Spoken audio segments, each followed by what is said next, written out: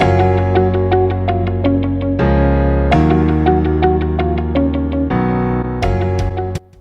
there, and welcome back to Online Learning with Jay. In my last video, I talked to you about going online in today's COVID-19 pandemic situation and what that will look like for teaching. Today, I'd like to share with you 4 resources that my school has curated about online learning and teaching. And I'm going to be using Loom to screencast with you. It'll be my first time, so let's see how it works. I'll share all of the links to those resources in the description below.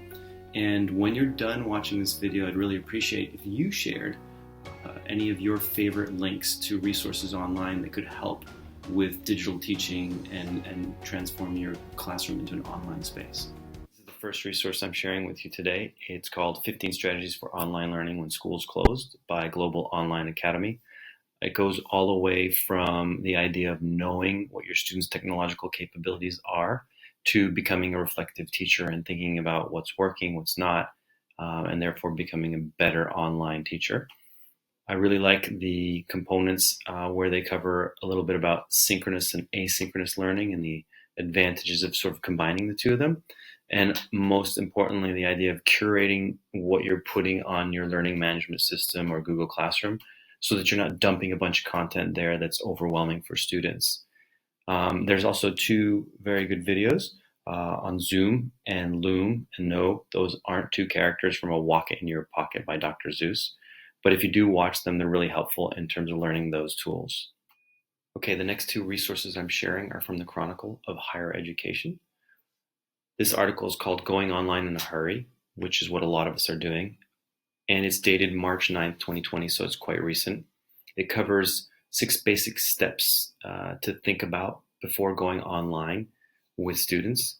It's more aimed at universities and colleges, but at the bottom there's a link to a great article by Flower Darby about how to be a better online teacher.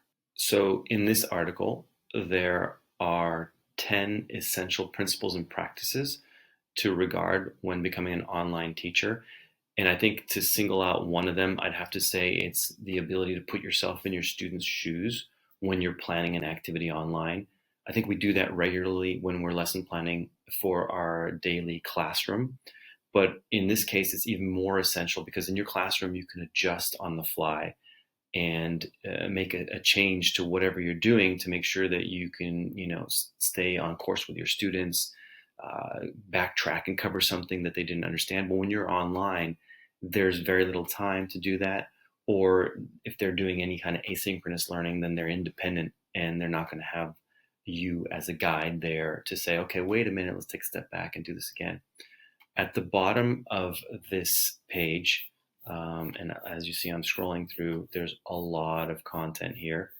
At the bottom, after number 10, there's a great section on common misperceptions, which helps dispel some of the notions that we have about online learning. This is the 4th resource I'm sharing with you today, and it's from languages.org. It's a very recent article, again, dated March 11th, 2020. And I won't even go into too many details because it's an exhaustive resource of online tools. And there's a lot of different ideas of what you can do to create activities for your students when going online. So I would just say, click on it, scroll through, and take a look at what you can find that might help you. Last resource I'm sharing today. This is a blog by Alison Yang. And what I really found very helpful on this blog was the infographic about asynchronous and synchronous learning. It really helps understand what each is and how to handle them. Further down below, it also gives you an idea of how to connect them with, do's and don'ts, basically.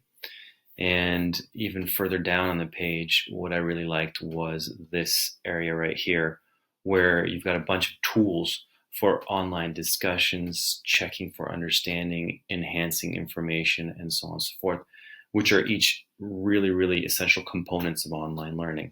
I hope you found all 5 of those resources helpful. As I mentioned before, I've posted the links to each one of them in the description below.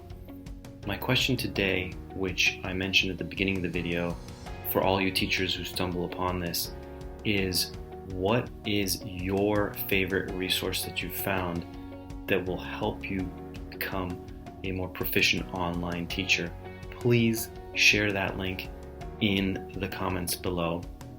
I want to thank you again for watching, and as I said before, I'll say it again: stay healthy out there, wash your hands, practice social distancing, and I'll see you in the next video.